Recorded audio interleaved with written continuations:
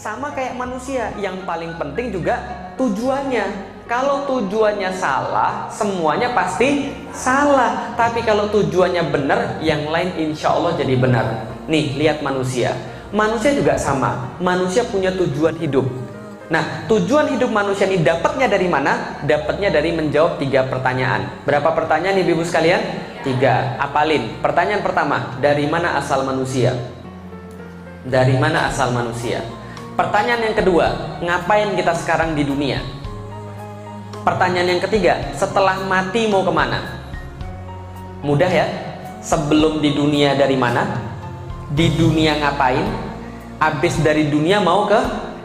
Itu kalau kita bisa jawab, kita dapat tujuan hidup, kita dapat prinsip hidup, kita dapat akidah. Kalau jawabnya benar, akidahnya benar. Kalau jawabnya salah, akidahnya salah. Kalau nggak jawab, nggak punya akidah.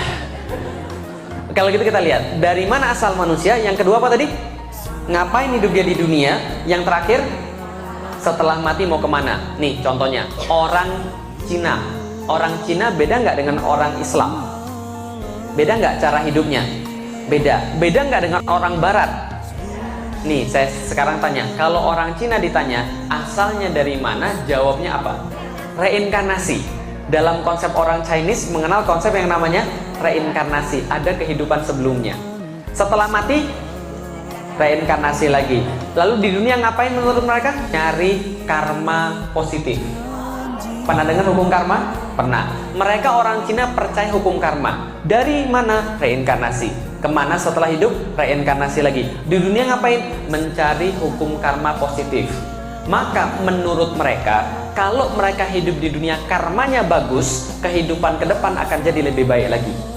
Tapi kalau karmanya negatif, mereka bakal jadi yang lebih buruk, bahkan jadi binatang. Nah, ini salah satu keyakinan orang Cina. Maka orang Cina ketika dia di dunia berbuat baik, karena dia meyakini karma. Dia tidak berbuat buruk bukan karena pahala dan siksa, bukan, tapi karena karma. Maka orang Cina ketika berbuat sesuatu itu karena karma. Itu saja, bukan karena ada Tuhan.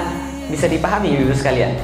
Baiknya sama, tapi penyebab niatnya beda. Contoh lagi, itu kalau orang Cina, orang Barat, orang Eropa, orang Amerika ditanya dari mana asalnya, jawabnya enggak, karma. Bukan karma, itu dia nggak percaya karma. Dari mana asalnya? Tanah, bukan. Dari mana asal mereka kalau mereka ditanya? Dari Tuhan. Mereka mempercayai mereka asal dari Tuhan. Betul. Makanya di dalam dalam $1 itu ada in God we trust. Dia percaya Tuhan. Kalau ditanya siapa, dari siapa? Tuhan. Setelah mati balik kemana lagi? Tuhan. Mereka yakin mereka dari Tuhan, mereka balik ke Tuhan. Tapi kalau ditanya, ngapain kamu di dunia? Maka mereka jawab, nggak ada urusan dengan Tuhan. Lah kenapa nggak ada urusan dengan Tuhan? Orang Barat meyakini satu slogan, God is a watchmaker. Tuhan cuma pembuat jam tangan. Kalau jam tangan sudah jalan, silakan jalan sampai mati baru balik lagi ke pabrik. Paham ya? Jadi Tuhan menciptakan kita dan kita akan kembali pada Tuhan, tapi urusan di dunia boleh kita yang atur. Tuhan nggak usah ikut-ikutan. Nah, dalam Islam itu nggak ada. Dalam Cina itu juga nggak ada. Bisa dipahami ya? Itu cara hidup orang Barat. Maka kalau Anda bertemu orang Barat dan mereka nggak menganggap agama penting, wajar.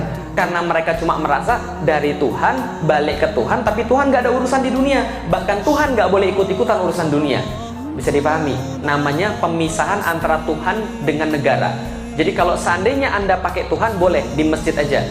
Di kantor nggak perlu. Nah, kalau orang Islam, jawabannya beda atau sama? Beda. Kalau gitu coba orang Islam jawab, dari mana asal manusia? Ingat loh, ini jawabannya kalau salah, akidahnya salah. Kalau benar, akidahnya benar. Kalau nggak jawab, nggak punya akidah. Oke, dari mana asal manusia? Tahu dari mana? Dari Al-Quran. Ayat mana yang bilang begitu? Ayo. Al-Baqarah surat berapa? Ayat berapa? 20-an. Bunyinya? Ayo. Oke, salah satu yang paling mudah ya. Itu Az-Zariyat 56 ya. Wa ma khalaqtul jinna wal insa illa liya'budun. Oke, berarti Allah menciptakan manusia. Tahu dari mana? Al-Qur'an. Kenapa percaya dengan Al-Qur'an? Karena pedoman hidup manusia. Kenapa pilih Al-Qur'an sebagai pedoman hidup bukan yang lain? Karena terjaga dari awal sampai akhir zaman. Kata siapa? Allah. Di mana? Al-Quran. Balik lagi, kenapa baca dan Al-Quran? Karena itu kan pedoman hidup kita. Tahu dari mana? Firman Allah. Tahu dari mana? Allah. Di mana? Al-Quran. Balik lagi. Ibu-ibu sekalian, saya kasih tahu kalau jawaban muter-muter ini nggak menghasilkan keyakinan yang betul. Tuhan nggak mungkin nggak ada. Berarti saya tahu jawaban pertama sudah saya jawab. SMP kelas 3. Saya punya jawaban dari mana asal manusia? Pasti dari Tuhan. Apa buktinya? Dari tadi sudah panjang cerita. Gitu kan ya? Tentang sains, tentang bumi, tentang manusia. Nggak mungkin nggak ada Tuhan. Terlalu sempurna bahwa semua ini terjadi secara kebetulan. Nggak mungkin. Nggak mungkin. Berarti pasti Tuhan ada. Pertanyaannya kedua adalah Tuhannya siapa? Kan gitu kan? Lalu saya tanya, oke, saya sudah punya Tuhan, tapi manual instruction saya yang mana? Tuhan saya siapa? Saya tanya pada nenek saya, Nek, Tuhan saya siapa? Nenek saya bilang, Tuhan mau namanya Dewa Langit. Saya bilang enggak deh, bukan itu Tuhan saya. Lah kenapa? Saya nggak rela Tuhan saya pernah diobrak-abrik sama keras sakti. Enggak, itu bukan Tuhan saya. Nah, dari Allah akan kembali pada Allah dan di dunia adalah beribadah pada Allah. Ini penting banget. Kalau dari tadi ocehan saya mau dilupakan, boleh. Tapi jangan lupakan ocehan saya yang terakhir ini. Apa ocehan saya yang terakhir? Nih, apa yang dimaksud dengan iman? Apa yang dimaksud dengan akidah? Apa yang dimaksud dengan tujuan hidup yang saya bilang tadi? Kalau diwariskan pada anak kita, lantas kita aman semuanya. Nih, yang dimaksud dengan iman adalah keyakinan 100% bahwa kita berasal daripada Allah Subhanahu wa Ta'ala berdasarkan ilmu dan bukti, dan keyakinan 100% bahwa kita akan kembali pasti kepada Allah berdasarkan ilmu dan bukti sehingga jadi 100%. Karena kita yakin 100% kita dari Allah dan kembali kepada Allah, maka di dunia kita wajib beribadah dengan cara yang Allah berikan, syariatnya. Karena tatkala kita kembali kepada Allah, kita pasti akan dihisab perbuatan kecil, apalagi yang besar. Jadi kami ibu sekalian, kalau sudah dapat begini, beres urusan. Beres, aman hidup. Bodoh aman, pinter aman, kaya aman, miskin aman.